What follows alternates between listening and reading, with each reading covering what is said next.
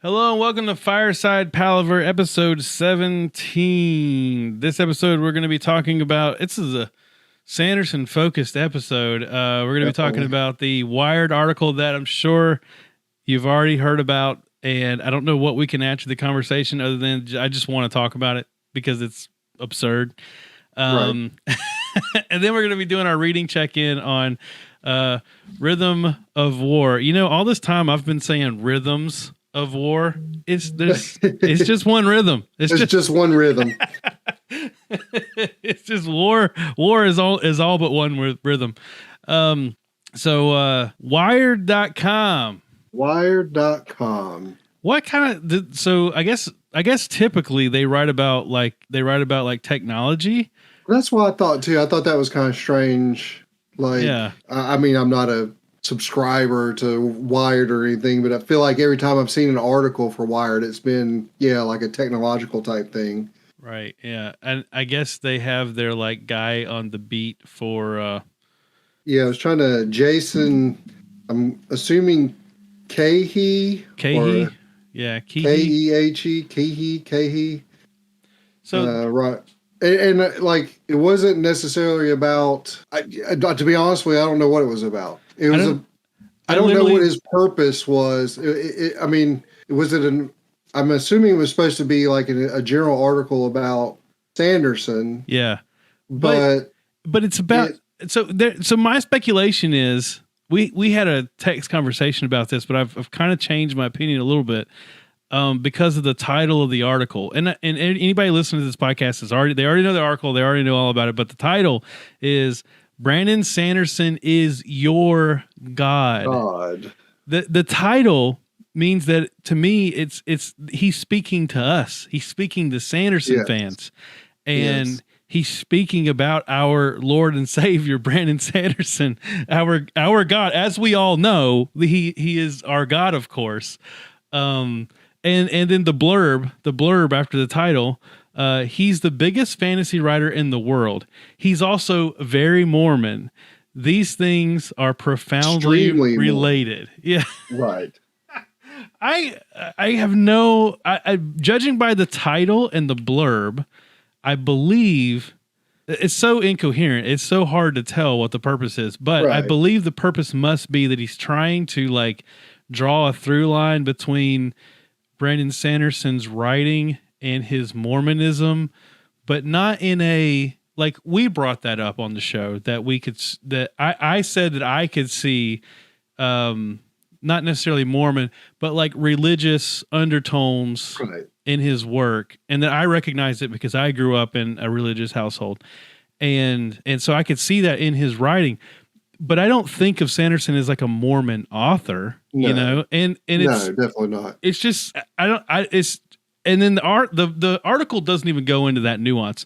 The article basically is just like Brandon Sanderson is weird. His fans are weird. He's super Mormon. A bunch of Mormons work at his company.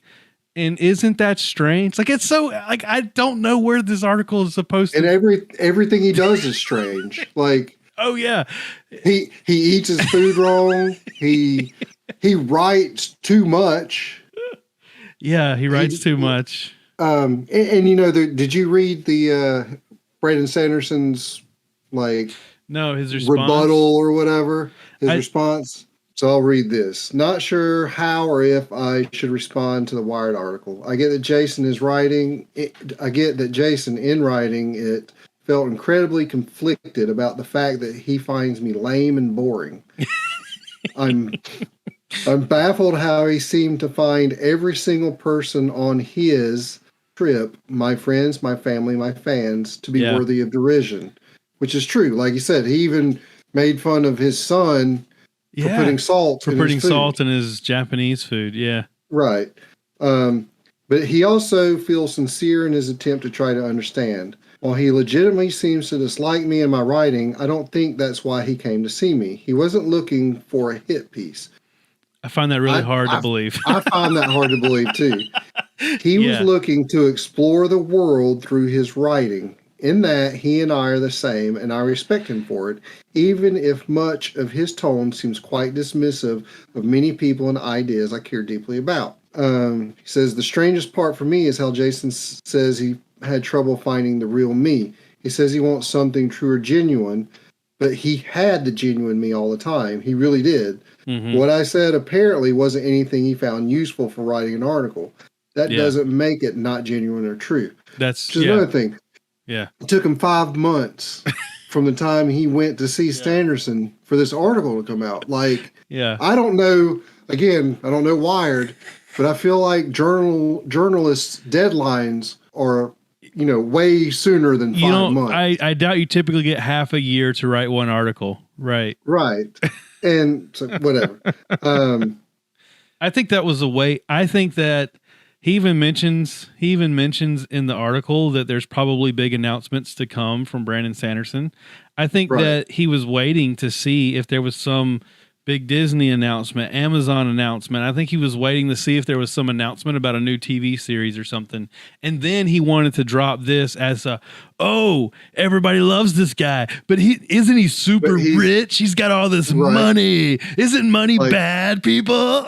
how dare he write books and make a living off of it? He's Mormon. Like it's so weird. Like, one thing I said to you was like, the article seems to be like it's saying that Brandon Sanderson is rich and Mormon, and he also said that he doesn't write flowery prose or whatever. Prose, yeah. There's nothing wrong with any of those things as long as you write books that your fans love, which obviously he does, because he's like the most well.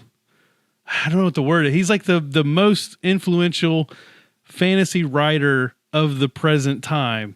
And so I don't know if he was trying to say hey, this guy's Mormon and he's making a lot of money, and since he's religious, he shouldn't be making money. I don't know if that's what he's going for. I don't think it's just weird. Honestly, I don't think it was. I think that he thought that would just. I literally don't know what this guy was trying to do, because there's also a few parts in the article where it seems like he's being somewhat. It's honestly, thinking back on it now, I don't know that there is a part where he sounds like he's being generous. Like everything he says basically is condescending in some way. Even the parts where it kind of sounds like maybe he's talking about Brandon Sanderson's success. I mean, it's always followed with, but he's not really that great of a writer though, right? I really think that it's so hard to interpret what this article was meant to be. Because it never really finds a criticism and then follows it. No, well, the criticism again is all over the place, because he goes from one section to the next criticizing. It starts out, he criticizes, like, when he says he gets to Salt Lake City, I think it is, and he's like, they don't have, good restaurants, and like like he was just kind of putting down the area, like, because he's from San Francisco, and it's like, and he's like, I came in the middle of winter. It's like, well, I mean, what did you expect?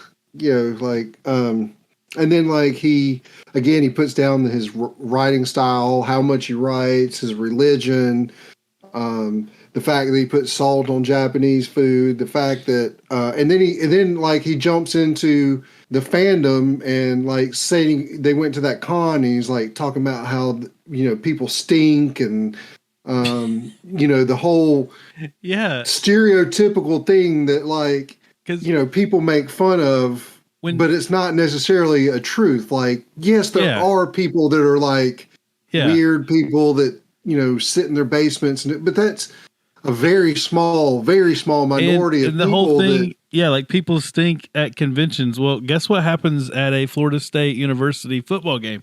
Exactly. People stink there. Yeah. You're most cons that I've been to is crowded with people who are who are either dressed up or you're just packed in so much, and it gets hot, things like that. But like, I've never ever been somewhere where I was like, man, there's like a weird smell emanating from this place. So like that whole thing was weird. But he also he says something about that. He says he said he was worried about how he treats our entire community. He said, I understand that he didn't just talk about me, but about you. Yeah. And his as employees. Has been happening.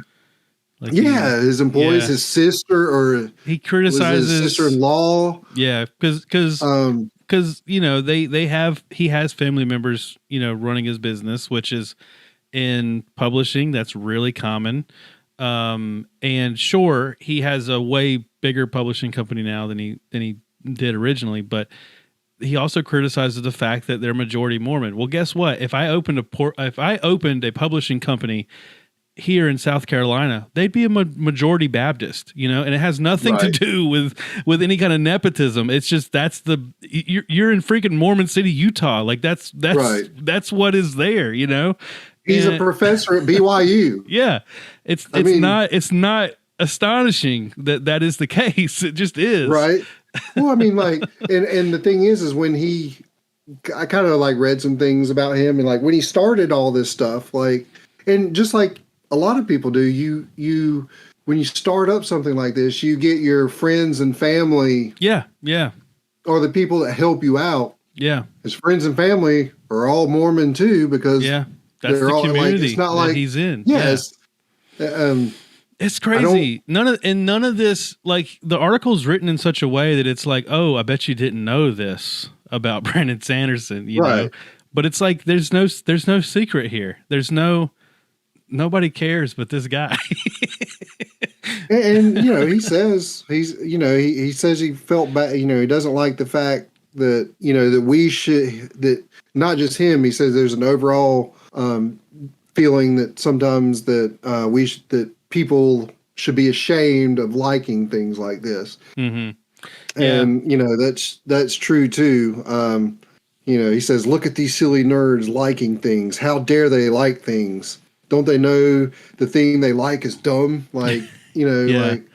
And I think if there is any point to this article, I think to me, that's what it is that he feels that Brandon, if he doesn't feel this way, he did a really bad job expressing however he does feel, because I come away from this as a reader seeing that he feels that Brandon Sanderson does not deserve the success that he has, whether it's because he's already wealthy, so he doesn't deserve any more wealth, or whether it's because he's like religious and in a religious community, so he doesn't deserve the acclaim he's getting from outside the religious community, or it's that he doesn't deserve his fame because he's not as good at writing prose as other fantasy writers, which I would say that's a stylistic choice more than anything. I think Brandon Sanderson is a marketing genius when it comes to writing fantasy books, and I think that he knows that the way he writes appeals to readers, and obviously it's very successful for him. Well, he doesn't like. I think he mentioned something about the sexual stuff, and I like that about his books, by the way. Like, I don't mind pages, that at all. Yeah, I don't need pages of with Adolin and Shalon tearing each other's clothes off and stuff. Obviously they're married, they're having sex. You don't have to go into the whole dynamics of it. Yeah. Like, I like their kind of flirtation, and now that they're married, and then I like before it was the whole kind of like courting phase and stuff. That was all really good without having to be like all sexual and stuff. Like there are certain genres of fantasy that play into that, but that's like putting every bit of fantasy under one umbrella. Fantasy encompasses so much more than just because you write a book that has gods and magic and stuff like that. There's all kinds of fantasy. I actually get more of like an anime fantasy vibe from Sanderson than most fantasy writers. But again, I think that appeals to a much wider audience. I think that the reason why he has the success that he has is because he's really good at like towing this line of like writing for mass appeal, but yet like this insider fandom that he has. You feel like you're a part of this community surrounding this, this world building. But it actually it's very approachable, and I think that's why he's been so successful. And it would be really interesting if somebody wrote an article about that. Right. Well, the other thing was like we said earlier, he's like kind of put him down for writing so much, and the whole thing with Sanderson, like, doesn't really sleep at night. He doesn't wake up till later in the afternoon. Yeah. Different things like that, and like the whole thing about him not feeling pain was weird. Like, yeah, I couldn't figure out if that was. I couldn't figure out if he was trying to say, or it might be a little bit of both, but I couldn't figure out if he was trying to say that Brandon Sanderson was like emotionless. That's what I thought. I was thinking too. I was like, is that or is it like if you punch him in the face, he's not going to feel it? Like, yeah, I mean, I don't. Or I couldn't tell if it was another criticism of Mormonism thing. Like maybe they don't take certain drugs for. I have no idea. I don't know. I don't even know anybody that's Mormon. Brandon Sanderson is the closest relationship I have to a Mormon person. I really have no idea, and I mean that respectfully. I have no idea. But I thought maybe it was because I know that there's certain like I don't even know the denomination names, but I know that there's certain denominations that like don't take certain medicines or pain medicines and stuff like that. I have no idea. So I don't know. Yeah, I don't know either. But yeah, I mean, like, and basically his last thing is like, hey, just he bears him no ill will. He's like, just chill out, leave the guy alone. Yeah. He says he's a person, remember, just like each of us. Yeah. The article to me just lacked kind of coherence, and it was just all over the place, like. And, he says he didn't do it as a hit piece, or he feels he didn't do it as a hit piece, but like from the very outset of the tone just felt like I felt like that guy left San Francisco with a pre-assumed, an assumption of this, and like nothing was going to sway his view. Like, and the whole thing, like, when he's like, he wanted to show me his home theater thing, and he put on, the Hugh Jackman movie. He's like, I didn't like Hugh Jackman, and then he said he started crying and stuff. That was so weird. Like, that was weird. And like, I mean, for me, if I was Sanderson, and I had a cool home theater, I would want to show everybody too. Yeah. And if he invited me to his house and he was like, let me show you my cool home theater, I would be like, let's do it. Let's watch. Yeah, let's I don't care do what this. we watch. Yeah. Like, I would be so excited. Like this. And even by his account, everybody he met was super nice to him. Right. And Sanderson was like the best host. Right. But so much so that this guy, like, it felt off-putting to him. Like he was like, I don't know. I think that this, so 5 months ago, when was the big, we just sold $40 million on Kickstarter. Was that about 6 or 7 months ago? I mean, maybe, yeah. Or maybe a year. Because he mentions that, I believe, in the article. Yeah. I'm thinking that put Sanderson on Wired's radar. Wired seems they mostly write about tech, so they probably only have a few people they could send to go do something like this.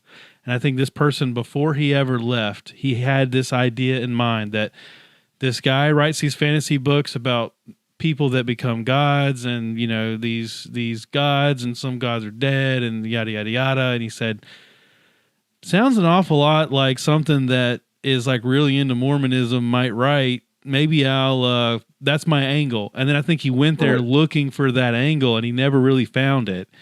And he came away like, I'm still going to somehow shoehorn that into a story. And that's why we have this piece here, which, if any, and I hate to give Brandon Sanderson like every benefit of the doubt, because like, I don't want to sound like I'm just a shill for Sanderson. We've criticized stuff we don't like. I don't think Sanderson's funny. Basically, every character that tries to be funny in his books just annoys us. But it, I can look past it, and I actually like the idea that he has this. I can hear his worldview in his writing. Like, I don't mind that. I could tell he was religious from the moment we were halfway through The Way of Kings. I didn't know anything about Brandon Sanderson.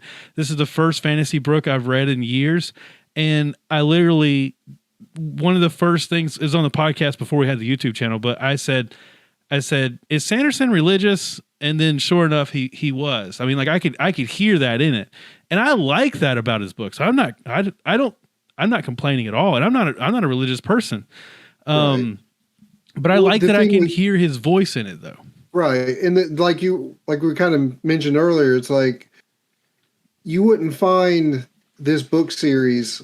I mean, obviously not at a Christian bookstore, but you know what I'm saying? Like, yeah, whatever the equivalent is. Yeah. Whatever the equivalent is. This isn't like, yeah, you know, a fantasy that's based on Mormonism and like an attempt to subvertly convert you to that religion. Right, like, I've read other fantasy and there's gods and there's all that stuff. Like, that's not an unusual thing. And the other thing is you could tell that this guy has not read these books because some things that he said about the main characters were completely wrong. Yeah. Like all the heroes were all the characters are super heroic and all this stuff. Yeah. Right. The big thing about these characters is they have major flaws. They're all a villain of somebody else's story. I mean, arguably Kaladin is the only one that kind of doesn't have any,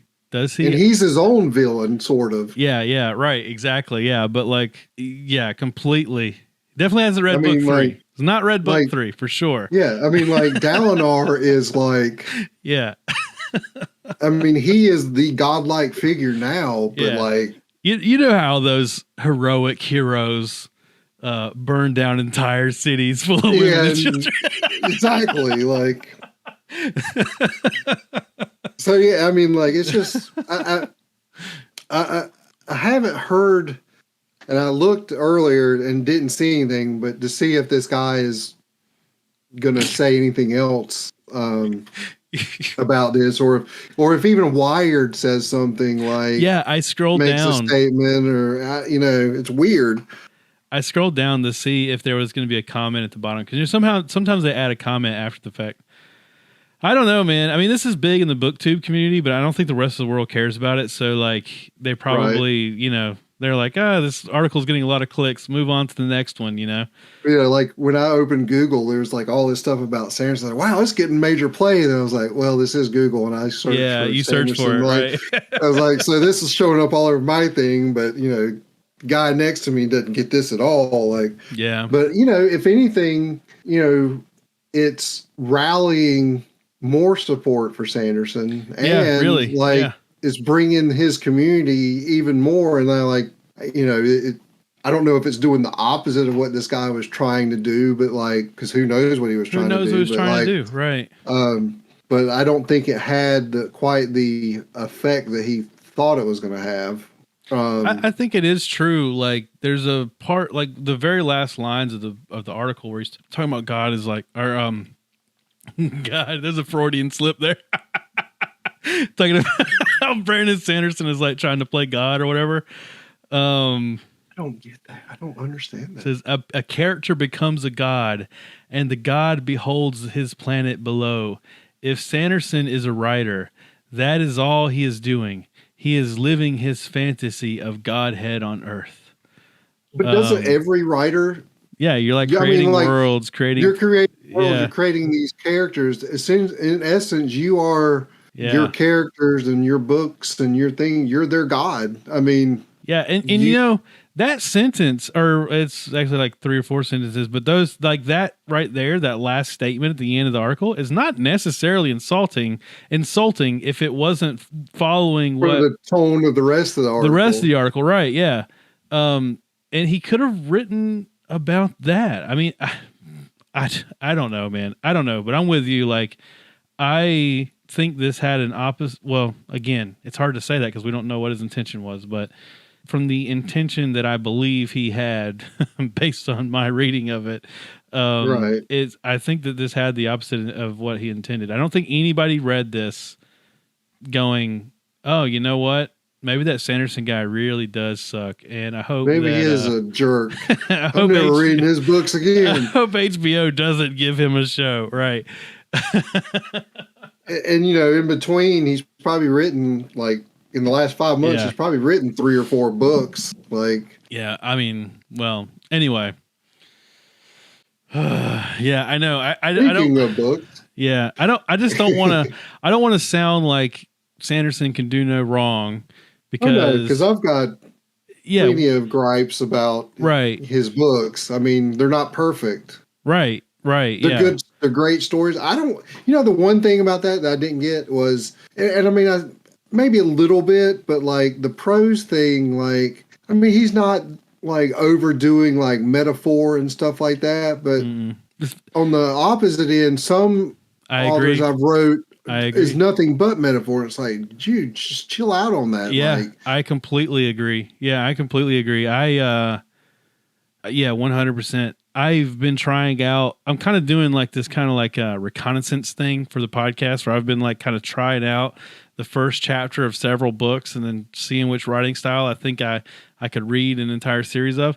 And there was recently I downloaded a book that I had heard a lot about, and then I listened to the first chapter because I'm using my credits up, and I was like, I don't know if I could follow an entire series of this type of writing. I just don't have it in me to do that. And then I listened to another, and it was a little more direct, like, Sanderson, and I think I liked it a little better. But yeah, I'm with you, and I think it has to do with too, like, if I'm reading a 10-book series, I kind of want Sanderson to just get to the point, right? Like, but I say that, but every book is like huge. Maybe he could be a little more direct. In fact, exactly. Make these things a little bit shorter. Brandon Sanderson writes like a character walks into a room. He doesn't describe the room. He only describes what's in. It's like Dungeons and Dragons. It's like, you only describe what's important for the character to know. Exactly. And then whatever they ask about, we'll make up as we go along. Well, Sanderson is writing like, okay, these are the objects that are important. These are the characters in the room. Here's what they're doing. Next exactly. part. And I can't imagine if he did get into more detail how long the books would be. Yeah, they'd be crazy. They'd be crazy long. Exactly. Like, so, So there's room for both, but there's absolutely nothing wrong with what he's doing. And one thing with his books that I've found is that when he does get too detailed, I tend to get lost. Yeah, like all the Navani techno babble that's in Rhythm of War. Yeah, I just blur through most of that. Yeah, me too. Like, and a lot of the. It's like Geordie LaForge trying to explain how the thrusters work or something. Exactly. Tachyon particles and and you're like, a lot of the things that Navani talks about, and like the whole thing, kind of jumping into Rhythm of War with the Bridge 4 thing, like the whole discussion about that and the things moving and doing all that. That's the part. I was trying to picture all this, and I was like, nope, can't do it. I'm just gonna go with the fact that this is happening, and somehow they're doing this. And there's the whole thing where they're talking about, they go to the shaft that like goes all the way down, and they're gonna have magnet pulleys and stone things, and I'm trying to picture it in my head, and I'm like, nope, can't do it. I have no idea what, like, draw me a picture, do something like that, and I'll be like, okay, I see what you're talking about, but like, I was just lost. Brandon, and some of those things, I mean, and not just that, it's been in other books too, where the technology that he comes up with is really cool and all that stuff, but sometimes I don't get it. So, and I just accept that, okay, they're doing this. So, and then like with this book, I feel like when the end of the last book, and just skipping over Dawnshard because it didn't really factor in, but going into this book, I felt like everybody like leveled up 2 or 3 levels. Oh yeah. And I was like, when did these people start doing this? And like, how did this happen? Like, and there were things that I felt like something happened and he just didn't explain it. He was just like, okay, here, these people can do this now. And I'm like, Yeah. When did this happen? Like, so let me just intro this for the YouTube video a little bit. Just so we'll move into our reading check-in for Rhythm of War, but right in, I'm gonna keep that conversation. So like, right in from there, I want to talk about the opening of this book. Like there was a gap in time, and seems like it was a long time too. I think it was like a year. It was a year because they keep mentioning a year ago. So, they keep mentioning events from the previous book, and it's always a year. So I think they're trying to solidify that year. Nice and round, easy to remember. But in that time period, yeah, like so much has changed. There's, we were talking about when we were doing Dawn Shard, I made the joke. I said, there's more radiance in this world than David's got dogs in his house, because there's like so many radiance now. It seems like, yeah, I didn't know. And now even more. I didn't even know the half of it. They have like little regiments of radiance now.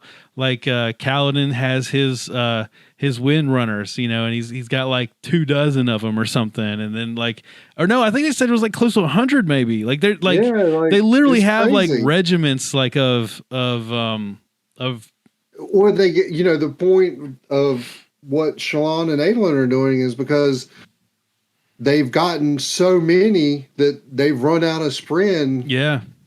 So they need more Spren to create even more. And then like there's mentions of these other radiant factors that I've never heard of, that were never mentioned previous to these books. And they're like, oh, this guy's this. And I'm like, where did this come from? Like, I don't know. It's just one of those things, I guess. One of those, you just go with it. Well, we were talking about in the last episode, we were talking about how, like I said, it doesn't make sense to me how he can continue a story with any kind of stakes if there are this many radiants. And sure enough, he did. Like, yeah, I know, right? It feels like there's still a story here, even though there's like a whole army of Knights Radiants. I mean, well, before, this is the question I had too. So Shallan is a light weaver. Is that what they're called? Yeah. Okay. Light weavers. Yeah. So she's a light weaver, and going into this book, she was kind of the only light weaver. I think there may have been a mention of one other. Now she's got like this whole team of light weavers. And the one thing he hasn't explained so far, at least in this book, is like, it's like Shallan's power comes from, she sees something and she draws it, and then she's able to take that drawing and create this illusion. Yeah. So are all the light weavers doing this, or are they creating illusions some other way, or like there's a guy that like makes that of clay. Exactly. I was like, because they never mention like there's the thing where the two light weavers are practicing sword fighting and they're changing their faces like this, but then it doesn't say like, are they just doing that like on the spot? Did they have to, before they started, they have to draw a bunch of faces? Like some of that is kind of, again, a little confusing. Maybe he answers it later in this book. I don't know. But like, well, did you notice that? Because I'm still like up in the air about what's going on with Shallan. Did you notice that in that scene you're talking about, which by the way, I don't remember if that was part 1 or part 2. That might have been right at the beginning of part 2. I can't remember. But did you notice that they were also talking about how they were taking on characteristics of the faces they were changing to? Yes. So like the one light weaver was more aggressive whenever she wore a male's face. Yeah. Yeah. And that harkens back to the clue that we got in Oathbringer, where Shallan was taking on the persona of that lady that she was imitating. Yeah. But it wasn't one of her characters that she made up. It was some other lady.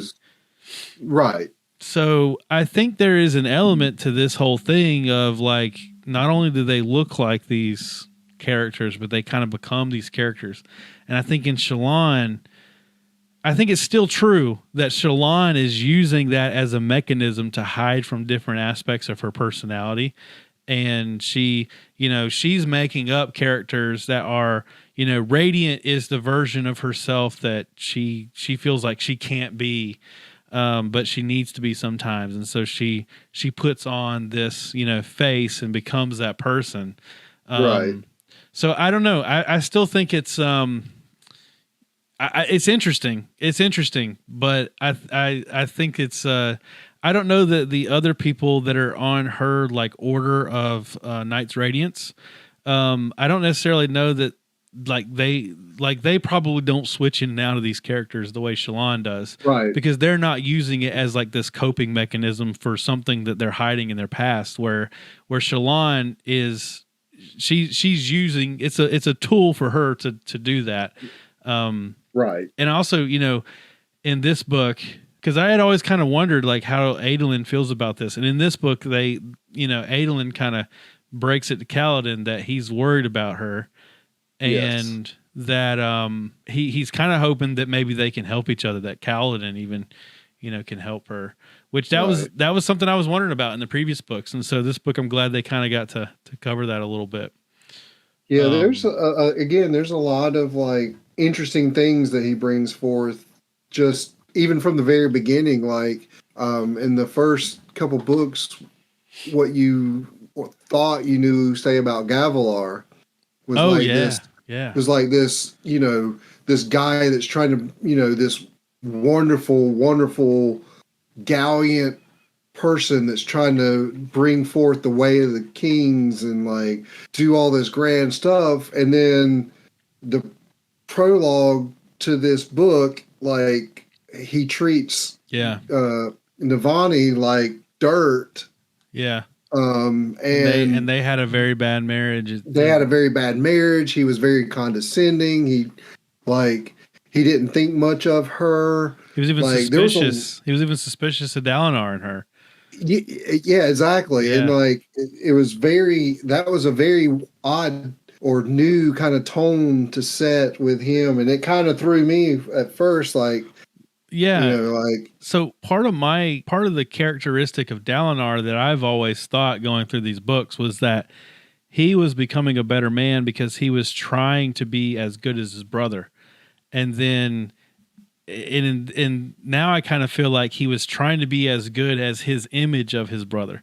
Exactly. Right. Like he thought of his brother as being this, like you just said, this like noble figurehead, but in reality, they really weren't so different. And he definitely, obviously we don't know yet, but he had there was some ulterior motive. Yeah, there's some ulterior motive that he had for doing what he's doing, which he hasn't, come forth with yet. But like, what'd you think about so after the prologue, but the very opening of the book with the whole thing with Lirin and then, he's trying to sneak in the weird general guy. Yeah. And the Herdazian guy. Yeah, the Herdazian guy. And then it was, to me, it felt like some sort of Star Wars opening or something, and the fused are like looking for somebody, and these aren't the droids you're looking for. Yeah, and then and then suddenly someone takes their hood off and it's Kaladin and he bursts into light. Yeah. Like I was like, this is like a Star Wars opening right here, It was a really good opening, and for the passage of time, and it kind of gave you a glimpse into, what's going on at the war camps, and it was really good. That's the other thing now, like with the fused and with the singers and all that stuff, like Leshwi Leshwi is introduced in this book, and then Vinley is like the voice of Leshwi. It's like now. But like from the last book to now, like it's totally different. You're like, what the hell happened here? I mean, they kind of like explained a little bit, especially with Vinley, but like I didn't realize that what's her name? Vinley? Was her name? No, the other one, Yeshley. You're talking about Leshwi is the one. Leshwi. Okay, yeah. She's the one that fought with Kaladin, right? Like way back, and then you find out that like she's evolved and like and now there's even you had these greater fused, but now you find out there's even these more greater fused. Yeah. And there's even more that are still sleeping. Yeah. And the 9, you have the like, that was all weird. Dude, some of this book starts to feel like Dune to me, which I've never read Dune, but I only know Dune, the movies. But like, so for one thing, the fourth bridge, and we were talking about how Navani has all of this like crazy technobabble and stuff, but the way the ship works, and like it's they have like these people somewhere else that have to move these stones that then moves this bridge. I was like, this feels like Dune. This feels like some kind of weird ship they would have on Dune. But also the like Council of the Nine, these people that are like trapped in these columns, that they can't leave this room. They could, but it's like part of some symbolism that they stay there. All that stuff was weird, like Dune-esque. Well, the one like when they're having that meeting, I don't remember what part it's in, but like it's in part 1. But she's like that one fuse comes and like Vinley's like, who's this person? She used to be one of the 9, and you're like, yeah. So she used to be encased in one of these things, and then they freed her, and then like she decided. I remember she said something. Leslie tells Vinley like she decides that she was like too important to be to be part of the. Like she just goes on to do something else. Like, how do you do? Like, you call, hey, can somebody like get a rock or like a hammer and chisel and get me out of this place? Like, I think they can get out at any time. It's all symbolism. It's all part of some weird symbolism. But I love the parts where Vinley is talking to the other sympathetic singers, where these people have woken up from being like mindless slaves. And they don't identify with the Alethi, but they don't identify with the fused either, because they're like, the fused are tyrants too. They're they literally want to take our bodies to put fused in them and make us part of this war. We don't want to be a part of this war. Right. We want our own identity. And I love that whole storyline and that whole concept of like, in some ways, there was the one character that she is kind of insulted by, but there's the one that like that has more identity with the Alethi than with any of the singers, because that's what she knows. That's the culture she was around whenever she woke up. I watched a YouTube video that was talking about how these books are, amongst other things, they talk a lot about colonialism, and in the first couple books, the singers, we didn't even know they were called singers until the second book, I think. Right. And that was just when that was first mentioned, I was like, what are singers? And then it was like, oh, okay, it's right. You just dropped some knowledge on me, like out of the blue. But for like basically one whole book, they're just like this barbarian, this others, you know what I mean? Right. And then now we have characters that we're following, and like they're no longer just this like, they're no longer these others. Like these are now characters in the story too, and we're learning about their plot and even kind of rooting for Vinley. And Leshwi is an interesting character in a way, because she's like the bottom tier of this like upper echelon, and she is like sort of sympathetic to Vinley's idea and mission, but at the same time still loyal to like the 9. And she's it's really interesting. I'm really curious about how that is going to continue to flesh out in the rest of the sections. But I think it's really intelligent the way Sanderson did that, though, where it does play on this idea of otherism and colonialism, where like if you make the enemy like this like inhuman other thing, then it's easier to convince people to go to war with them. And as a reader, we even kind of like follow that same practice for the first, 2 books until we start following their story also. So take that, Wired magazine. Yeah, go ahead. Right? So like one of the things that you kind of find out too is that like essentially like, so, you've got edge dancers and wind runners and light weavers and whatever else. And so, but each one of those, as far as the fused, has a bizarro version of that. So like with Leshwi, she's like, their group is like the opposite of the wind runners. They have basically the same powers, but dark power. Yeah. And you find the wind runners are tied to the honor strand, and you find out that they have honor. Like those fused that are part of that group, they don't fight in 2-on-1 or they only fight if it's 1-on-1, and they will not join in to defeat somebody in a dishonorable way. They don't fight dirty. They like Kaladin spares one of her people, and then she fights, I forgot which one of the wind runners, and spares him because Kaladin did the same.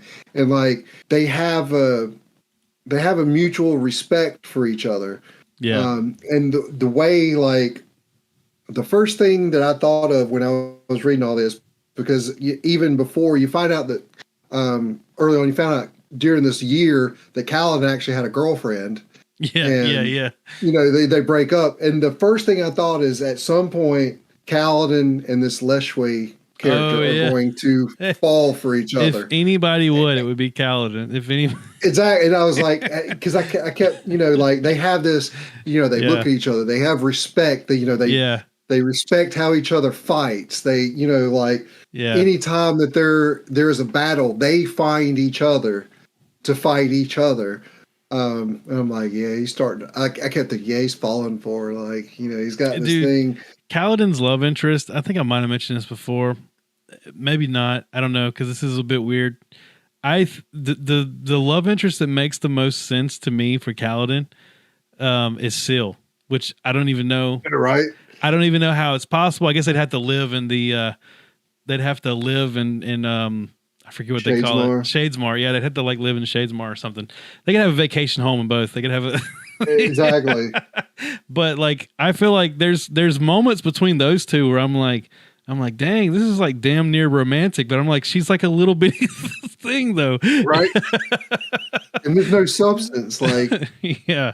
Not going to the sex thing, but right. Like, how does that work? It's like the movie Her, but with Sprin instead. Exactly. And another thing about Kaladin, he's forced to confront Moash.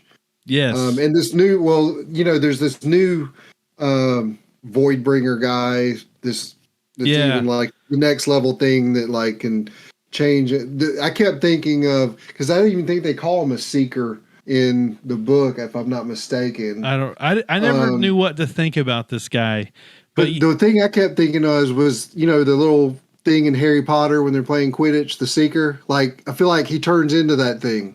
Huh. And then all of a sudden appears and like, and so like, Kaladin gets in this whole thing, he's getting killed over and over and over again by this thing. And, he doesn't know what to do. And then he chases him down. Then he's faced with Moash. And then again, kind of the same as from the other book, Kaladin kind of freezes and doesn't feel like he can fight Moash. So obviously there's other things that happen again in this time frame, but like Dalinar decides that Kaladin's not fit to be a soldier anymore. Yeah. And basically forces retirement. And I'm thinking like, so far in these books, he's done that twice. He's frozen twice. Well, the first time was when groups of friends were fighting each other and he didn't know what to do. Yeah. And then the second time with Moash is again, it's who was essentially his best friend. Yeah.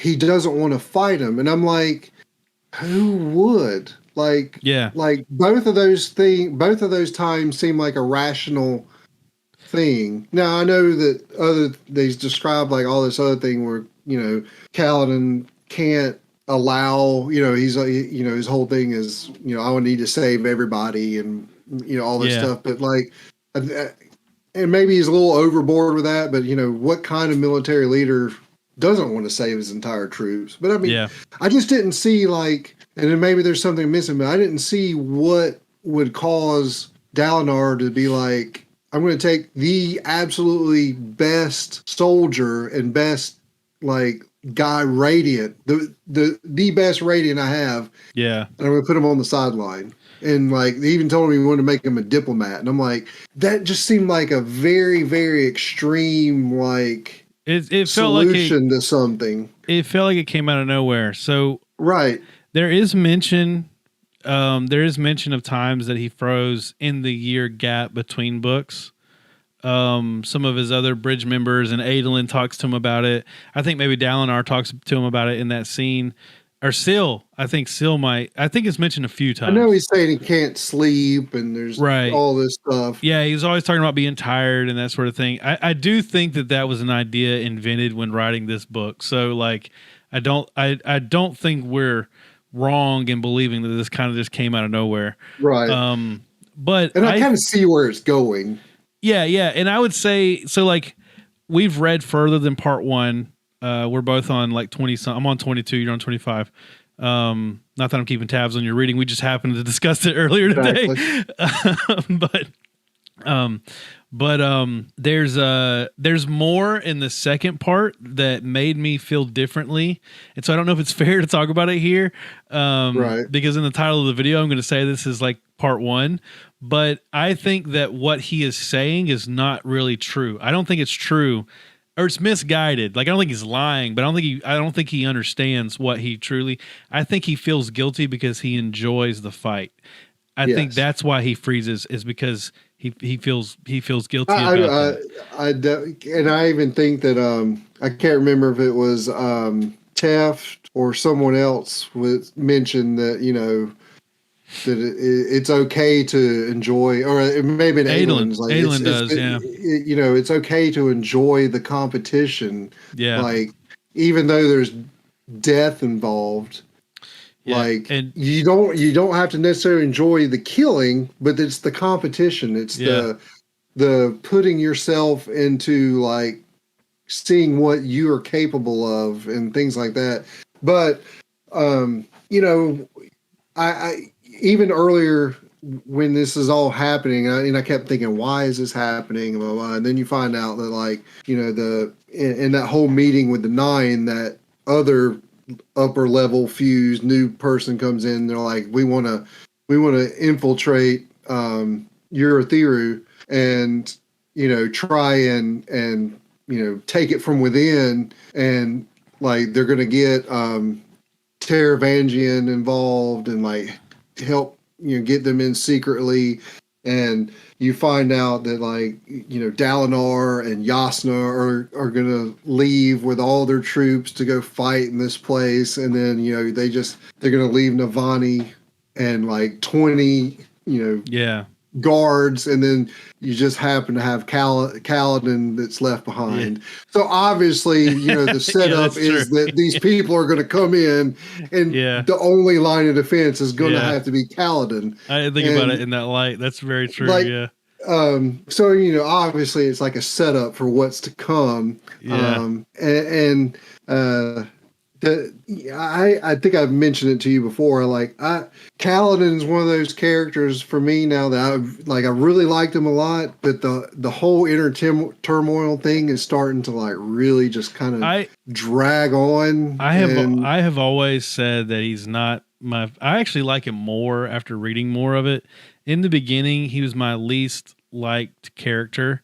Not because, I mean, he's a cool character, but that's it. Like, I said he was the Daryl Dixon of of this book. Like, I know it's a book, so there's like no like images, but like he's the heartthrob. You know what I mean? He's got like long hair. He's like he's good at everything. He understands everybody he interacts with. You know, like he's kind of the heartthrob of the book. And I just typically think those characters are kind of corny, you know. But I've liked him more as I've read. What I really liked how they used Kaladin to tell the story about like how he, like had this like inner conflict with the Light Eyes and like wanted to help Dalinar, but at the same time, like he feels like hurt by these people. And like, I like that whole thing. But yeah, I don't know. I like him more now since we've read more. See, and I like what he's going through in this book. So I agree with everything you said, but I think that I like that we have a character that is just what I said. He's like super cool. He is like unbeatable in a fight. He is, he has all these strengths, but yet he has this mental like hang up that he can't get past. And I think that I can relate to it in the way where like I've been depressed before, but it's like, I have no idea why, you know what I mean? Like I have no idea, like everything in my life is right. You know, like why don't I feel happy right now? And I feel like I'm reading that in his character. And I like that. I like that Sanderson is writing a character in that way. I don't know that it's done the best ever. I don't know that it could have been, but I like that it's there, and I'm curious where it's going to go. One of the funny things about that I've noticed too about this is like, so other than Dalinar, as far as the main characters, you got Kaladin, Adolin, Shallan. He's pretty absent. All have daddy issues. Oh, hey, we're probably reading more into. I know, like, yeah, that's what that Wired writer should have wrote about, right? Exactly. Ask Brandon about his dad, because we need to ask him about this situation. You see, like, you find out Adolin is like, kind of has a big issue now with Dalinar. Yeah. You've been through this whole thing with Shallan and her dad, and the whole thing with Kaladin. Kaladin can't live up to his dad. He doesn't want to disappoint. He feels like being a soldier is like shameful and like all this stuff, and he can't. He doesn't want to disappoint his father and blah blah. Right. Man, you hit the nail on the head there. You need to be writing for Wired, David. I know, right? That was the story. That's what he should have went out there and looked for. You're totally right. And the whole thing with Laren is, I think that if there's any daddy issues in these books that I could relate to, it's that one, because I think that it's obvious that Laren is super proud of his son, but like he's not willing to show it because it's not to say it's not good enough is not the right answer, but it's like he knows that Kaladin he's proud of who he is, but he knows he could be better, and he's afraid that if he like gives that praise, that Kaladin will be like, all right, well I'll just lean back and keep doing this then. You know what I mean? Right, exactly. And Kaladin doesn't understand that, and he's just like dang, I'm a freaking Knights Radiant, and like what else do I have to do? What else do I got to do here? Yeah. Yeah. That it's the Shallan and her. So the other thing that with daddy issues is earlier that Shallan was responsible for her parents' death essentially. Yeah. Well, and then like responsible is one word for it. She killed her parents. She killed them. But like what's interesting is like they keep mentioning these suppressed dark. Yeah, I'm like, what else could it be? Yeah. That's what I'm like. She knows like these aren't memories that she doesn't remember. She remembers now that she killed her parents. So what else has she done? Yeah, me too. Like, I'm wondering. Like, this is weird. Like, because I thought that was the big thing. Was like that was it. That was the big thing. Was that she killed her parents. Me too. I don't know where that's going. Yeah. So like that's another. Definitely there. I feel like there's been quite a bit of setup for future things so far in this book. Like, like Relaine, the Voidbringer's, Windrunner guy, like, and him trying to bond to Sprint. I feel like there's something coming with that. There's something big. I feel like about his character is just starting. I feel like he is going to become something major. And same thing with Renarin. I think Renarin, the whole thing with him having this different Spren, and it's not even a void. That was another thing that was communicated. It's not a void Spren, but it's a different light. They said it was a corrupted Spren, is what a corrupted Spren. Like, but so in the interlude, I wrote this down to talk about it. So in the interlude, Ja Anat talks about the touched Spren, and she says that the humans call them the corrupted Spren, and these are Spren that she's influenced somehow as part of her. She's like trying to like pull some strings behind Odium's back, but still pretending to be loyal to Odium. So that's a whole kind of, and I like that interlude too, because it was like she's kind of this ghost that's kind of drifting between both worlds. She's like not completely in one or the other. That was really cool. She's the Unmade from the third book, second or third book. Third book at the Oath Gate. That and she mentions that in her interlude. But yeah, so that has something to do. So the Spren that's with Renarin has something to do with that whole situation. Yes. And I think that has to be set up for that to play out in this. That'll be in this book. Exactly. I'm pretty sure. Taravangians. What did you think about his interlude? He had the interlude where he's going to commit suicide or whatever, and like Dalinar's going to wring his neck. So like, I mean, you find out that obviously you knew something was up, and he's going to send all these troops, and then they're going to turn on Dalinar, and at this battle. But like, I don't. They didn't say, at least in that part, that he had done the deed yet. So I feel like he is somehow his death is not going to occur. I believe. I don't know, because I feel like he's either going to get, or at least for me, I want to see either he gets his comeuppance or he sees that he was wrong the entire time. I feel like him committing suicide at this point is like a cop out. Well, what he means is that Dalinar is going to kill him. Like he thinks he is leaving for his impending doom at Dalinar's hand, or at his people's hand, because he's going to be with Dalinar whenever Dalinar finds out that his troops have turned on him. Yeah. And it's essentially like kind of like suicide by cop type thing. Right. Is what he's doing. Yeah. Suicide by Blackthorn. Right. And like, I don't see, or at least again, for me, it would be a shame if he died and didn't see that, he was wrong about it, because he is wrong. Because like, I feel like the fused, at least these higher fused, have no intention. I mean, they even said it, like they are looking for genocide. They don't want any humans. And there's no way they're going to leave his, kingdom alone and them rule the rest of the world.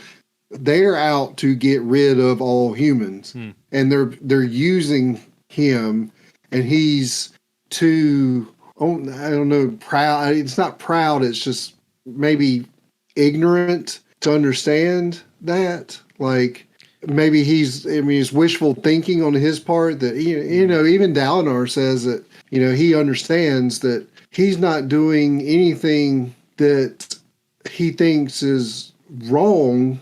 It's just wrong. You know what I'm saying? Like, it's not, I like he's doing the wrong thing for the right reasons, and he's willing to sacrifice anything. He thinks the means justifies the ends, which is a great, exactly. I like the conversation Dalinar has with Aelin in the second part about that subject, but in this book where he's talking to Navani about it, he basically, I can't remember he gives an example of like he would like, you know, he would hang an innocent man if he knew that it would save an entire kingdom.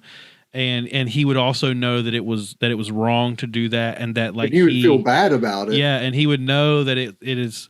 It reminds me of in The Walking Dead. It's funny how we keep going back to The Walking Dead. In The Walking Dead, there's a scene where I've forgotten all the characters' names now, but there's a scene where they know they're going to have to go kill a bunch of people in their sleep, and Glenn, who he says, you know, how do you think we'll change after this, you know? Right. And like, he knows that like what we're about to do is going to change us forever. Right. You know, we can never go on saying that we've never killed another human. But he also knows that like that effect that it will have on me is a sacrifice I'm willing to make for the, you know, for in that scenario, it's like for my family or whatever. But in the eyes of Taravangian, it's like he knows that he will do evil if it means that he is able to, you know, save his kingdom, save more people. Yeah. Save the human race. Yeah. It's, and you know, the fact that he has said like the situation has outgrown what's it called? The diagram. The diagram. Yeah. And he burns the diagram. He's just like, it's useless at this point now. And it's like, yeah, you know, his whole like thing up to this point was like, this was the driving force behind everything. And now he's even admitted to, hey, this thing I think it's meaningless now. I was trying to think about it. Yeah. I was trying to think about this, and it kind of feels like in the last book, the events of the very end of the last book changed history enough that now the further and further they get away from that, his diagram is more and more wrong. Right. And so he's like, yeah, we're way past that now. But he made this pact with Odium, and this is all based on that pact that he made. Right. And I don't know. I think that it is going to go down the way he plans, and I think Dalinar is going to kill him in some display of anger, and all the other rulers are going to be like, should we trust this guy? Like did you see him choke that old man to death with his bare hands? Maybe these Alethi really aren't the people that, maybe they are who we thought they were. Exactly. You know, they're going, obviously they're going to, because the weird like Herdazian dude was just like, hey, you know, you shouldn't fight here, you should go over here, and they're all like, okay. And yeah. And you know, I mean, you know, I got that part of it where like, you know, Dalinar was focused on saving his homeland and not thinking straight, and this guy kind of like, you know, which was fine. But like the one thing that was kind of weird is that they know that Taravangian, they know what he did. They know he's not trustworthy. Yeah. They know that they shouldn't listen to him.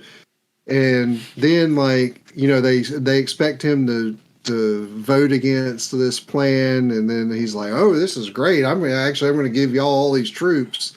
Yeah. And, you know, Navani's like, well, you know, we've been telling them we needed troops, so we can't now say, since you're going to give them to us, we can't say no, we don't want them. Right. But like, so you're kind of backed into a corner a little bit. But like, I don't know. There's got to be. They have to have, again, something that's not been mentioned. There's got to be some kind of fail safe. Yeah. That they're like, they can't be letting him privy to all of their information, because like, I don't think, you know, obviously they suspect that he's working with the fused, but they don't know for sure. But you know for sure that he's in communication with him, because, you know, they're like, when they're doing this whole plan about trying to infiltrate Urithiru, they're like, you know, contact Taravangian, you know, we don't care if he's exposed. This plan is more important.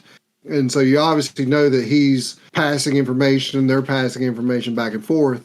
And so they're, you know, I don't know how much of a secret, but, you know, their tactics are changing. They're going to go fight this spot instead of focusing on this spot. So like Taravangian has got to, you would think, let them know, hey, you know, ring, ring.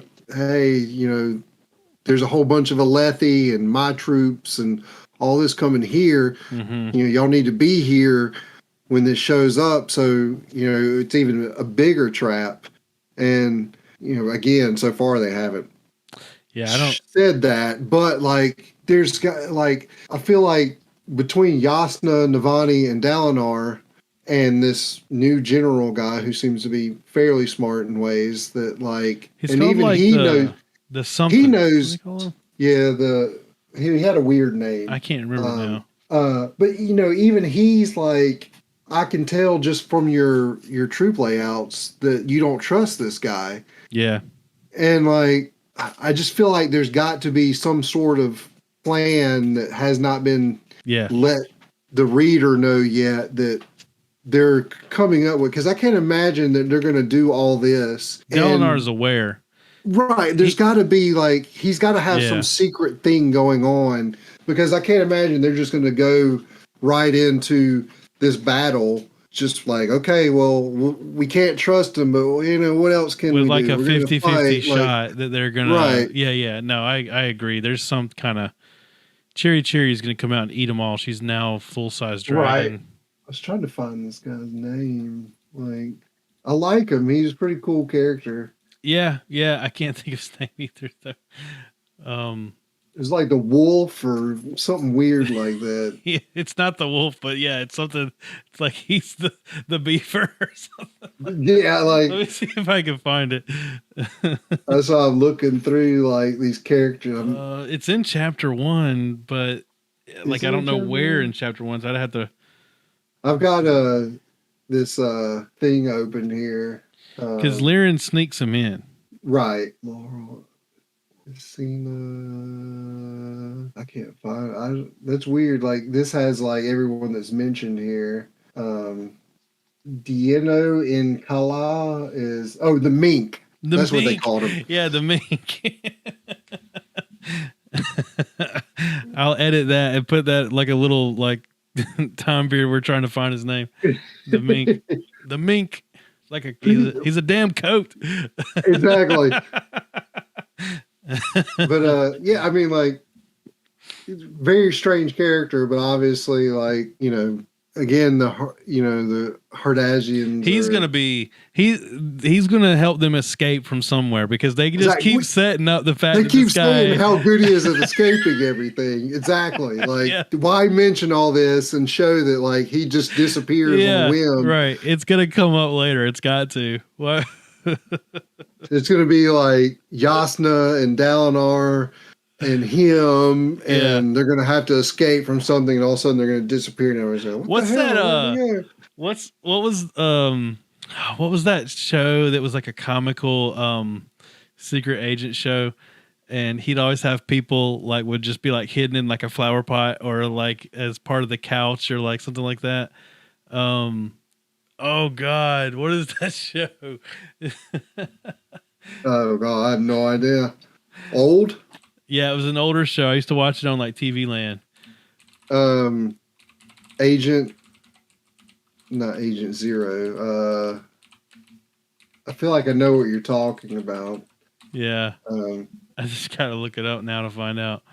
And so another kind of more kind of thing going on is the whole thing with the Ghost Bloods and what they're doing, and the Sadius's wife. I can't remember what her name was. Oh yeah, I forgot about that. Illy something. Yeah, she dies. They basically assassinate her before she can say anything.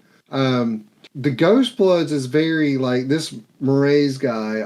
I still don't know exactly like what. Obviously, there's more to it, and he's keeping this purposely secret.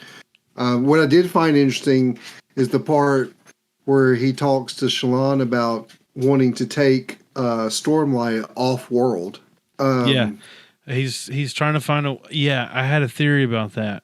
So like this with Dawn Shard kind of was the first thing, and now you're getting into this that like there is definitely, and now that you know that the human race is not from this planet, they're from a different planet. Yeah, and, they're here. But there's been no mention of like, I don't know how this would do like space travel. Like, Yeah. well, like that's very interesting. Like he's talking about getting Stormlight off world, but not. I'm more interested in how, Yeah.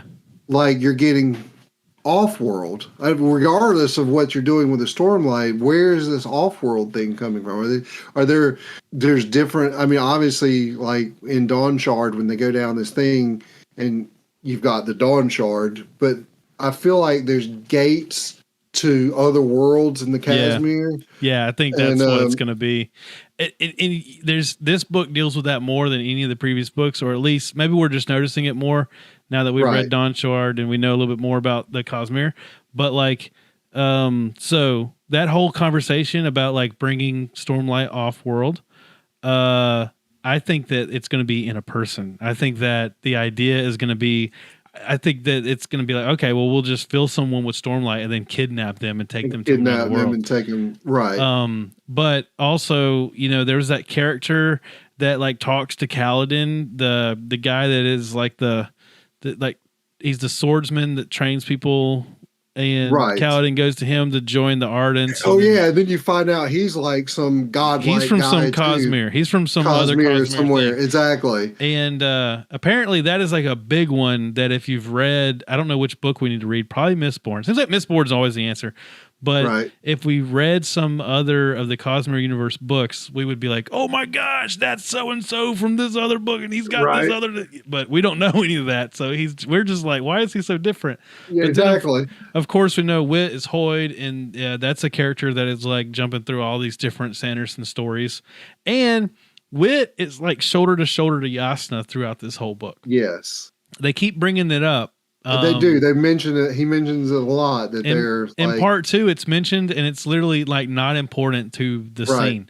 And as we mentioned earlier during the Wire article discussion, Sanderson rarely he doesn't write anything if it's not important for some reason. Exactly. Exactly. So that's going to play in to how this whole thing plays out. Yeah, there's definitely a lot of more Cosmere clues. I think that this is so. One of the things I heard about Sanderson, we got to wrap up. One of the things I heard about Sanderson was that originally he was kind of like pitching writing this whole Cosmere series, like writing all these stories and that was like too much. And so he broke it down into chunks and he started like telling all these smaller stories in one universe. I kind of feel like Stormlight is his way of tying all that together.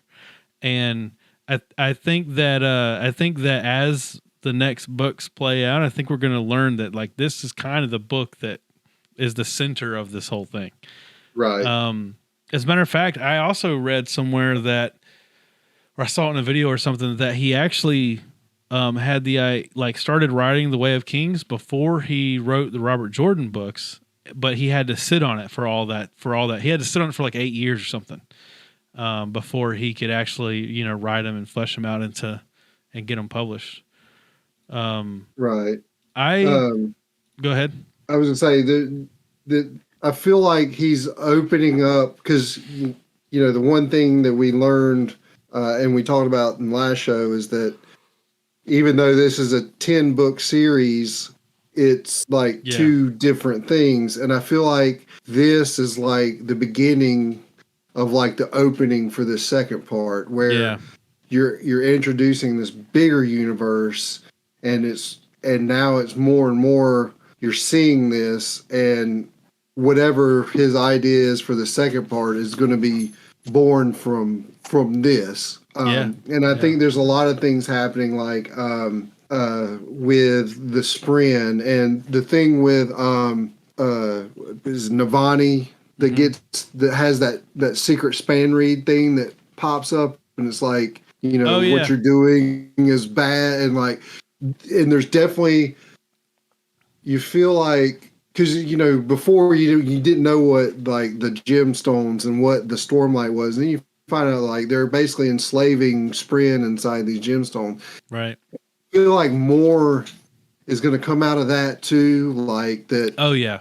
That what they're doing is actually having a negative effect. Like, in essence, they are really enslaving people to do their will, Yeah.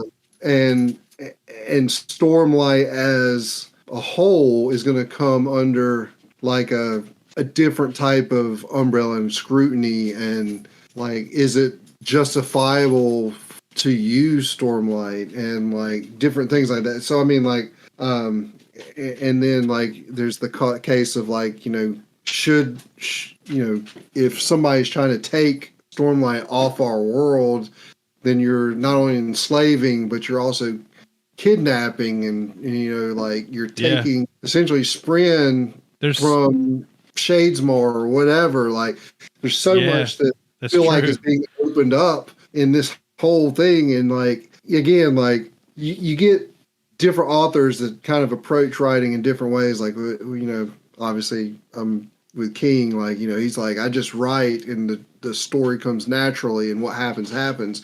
Whereas I feel like Sanderson knows what's happening in book 10 already. Yeah. For in the big details. Yeah. With the big things. And like, it's not like, it's not a holistic thing or like a, whatever. He's going by this very detail oriented, like, outline thing that, this is going to happen. This is going to happen. This is doing. I think about this. We got to end this thing soon. Think about this. Sanderson finished Robert Jordan's masterpiece, right? Yes. Which we need to read at some point. I have the first book and I started reading it, and I decided it was too detailed. I couldn't read it while I was reading something else. So I put it back on the shelf for a little bit. So he understands the concept of you could start something and then unfortunately pass and not be able to finish it. I bet he has a contingency plan. I bet he has already like written the main points out just in case something were to happen. His son can carry it on or something, Yeah, exactly. So that's, I feel like he has already plotted the rest of the story. Yeah. Not to extreme. We talked about earlier, there's certain elements of this book that we're sure he just kind of like decided to throw in. But I think that the overarching, the big plot points, he already knows. He's already. Oh yeah, definitely. He's already finished it. So one final thing before we go. Yeah. Zeth is finally brought up again. Yeah. He's in prison and then Navani just hates him, which I mean, that's understandable. Yeah, but right. Again, going back to the whole thing with Kaladin being where he is and he's left in Urithiru, and Renarin and Relaine are all in Urithiru. Yeah. Zeth is still in Urithiru. Yep. I feel like that's not a coincidence. It's you're right. Definitely something that's going to come up again. Like, it's another Walking Dead parallel too. He's all like Negan down there in the jail cell. He's in the jail cell. Exactly. That he could get out of at any time. Zeth could. There's like, that is only by his free will that he's down in the cell. Right. And I think you said, but now should we expect a Navani and Zeth spinoff, like a Negan and Maggie spinoff? Absolutely. Now? That's definitely what's going to happen for sure. He even talks to his sword. My goodness. Right. I like how the fact that they were like, the sword kept talking to everybody that was in the vicinity, and they finally got him to shut up. Yeah. That was a good chapter where Navani's talking to Zeth. Man, I feel like we talked about this for an hour, and there's still so much more we could have. Yeah, a lot happens in this. This was a really good. I'm liking this book a lot so far. Oh, I do too. I like the fused thing. That's very interesting. Even though that they've thrown out all these new things, and they're like, there's even more to come, and like there's all these other fused that are sleeping, and I'm confused about stuff. I know. There's so much. It's very confusing. I'm confused about a few things, but I feel like we need to do an episode where we just talk about the things that we're still confused by. That's definitely an episode that we could do, because there's lots of things I'm confused about. Yeah, that's actually a good idea for an episode. Why don't we get together next week and just talk about the things that we're still confused by? And hopefully someone will leave comments explaining them. Please leave us a comment and tell us. I'm talking to you, Brandon Sanderson. Yeah. I got questions. All right. Well, thanks for listening to this episode. This was a fun one. Yeah. I can't wait to get together again for part 2. And we'll see you next week. Peace.